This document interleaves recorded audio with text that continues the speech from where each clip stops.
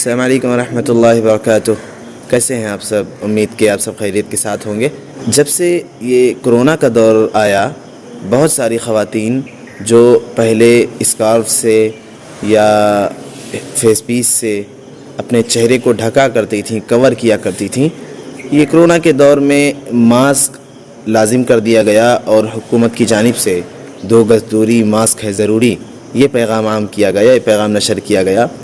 تو بہت ساری خواتین نے جو پہلے پردہ کیا کرتی تھیں، انہوں نے اپنے چہرے سے فیس پیس کو یا اسکارف کو ہٹا دیا اور بس وہ صرف اور صرف اسی پر ماسک پر اکتفا کرنے لگیں۔ تو اب سوال یہ پیدا ہوتا ہے کہ ماسک پر اکتفا کر لینا یہ کہاں تک جائز اور درست ہو سکتا ہے؟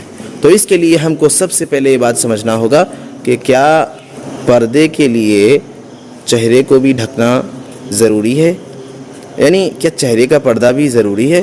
تو اس سلسلے میں سب سے بہتر بات آپ خود سمجھ سکتے ہیں کہ حسن و جمال کی ہر چیز کو چھپانے کے لیے کہا گیا ہے۔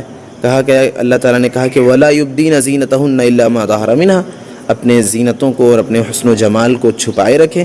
اور اللہ تعالیٰ نے کہا وَلَا تَبَرَّجْنَ تَبَرُّجَ الْجَاهِلِيَّةِ الْأُولَىٰ، کہ جس طریقے سے زمانۂ جاہلیت میں عورتیں اپنے حسن و جمال کو ظاہر کیا کرتی تھیں، ویسے تم لوگ مت کیا کرو، ہے نا؟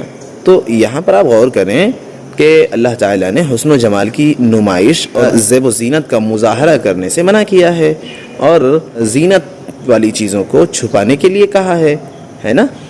تو اب آپ بتائیں، خود ہی سوچیں اور غور کریں اور اپنے آپ سے اس بات کا جواب دیں کہ چہرہ یہ حسن و جمال کا مظہر ہے کہ نہیں ہے؟ چہرہ یہ حسن و جمال یا خوبصورتی کا اندازہ لگانے والی چیز ہے یا نہیں ہے؟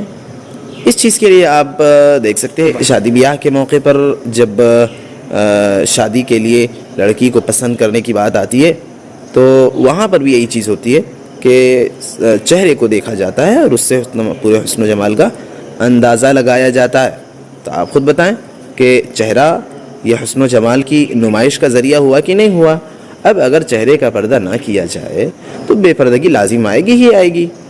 اچھا، تو یہ جو فیس پیس یا اسکارف یا دوپٹہ، ان چیزوں کے ذریعے سے چہرے کو ڈھکا جانا، یہ ایک طریقے سے چہرے کے پردے کے لیے بہتر تھا۔ یا اللہ تعالیٰ نے قرآن مجید میں کہا کہ یدنین علیہن من جلابیبہن، ہے نا؟ کہ جلابیب، جلباب جسے بڑی چادر کہتے ہیں، کہا کہ اپنے اوپر ڈال لیا کرو۔ تو مفسرین اس کی تفسیر میں بیان کرتے ہیں کہ جلباب چونکہ سر سے ڈالی جاتی ہے اور جو بڑی چادر ہوتی ہے اس کو سر سے ڈالا جاتا ہے، اور جب سر سے اس کو ڈالا جائے گا تو نیچے پورا لٹکے گی۔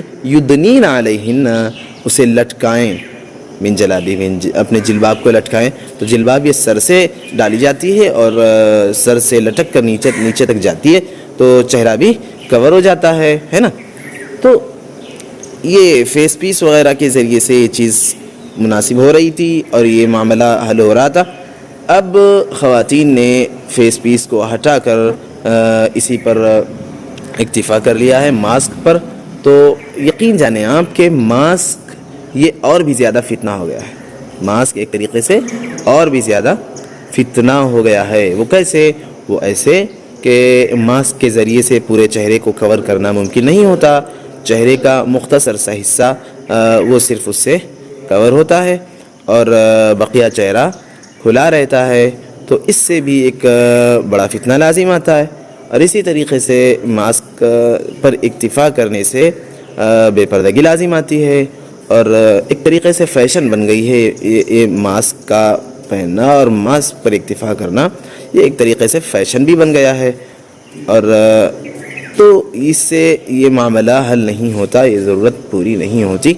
اس لیے لازمی ہے، ضروری ہے کہ جو پہلے سے جو طریقہ چلا رہا تھا اسی کو لازم پکڑے، وہ چاہے اسکارف کے ذریعے سے ہو یا فیس پیس کے ذریعے سے ہو یا دوپٹے کے ذریعے سے ہو، بہرحال چہرے کا مکمل ڈھکنا ضروری ہے۔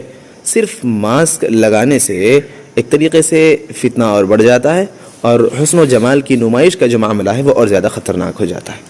اللہ تعالی ہم سب کو صحیح سمجھ عطا فرمائے، اللہ تعالی ہم سب کی اصلاح فرمائے، آمین السلام علیکم ورحمۃ اللہ وبرکاتہ.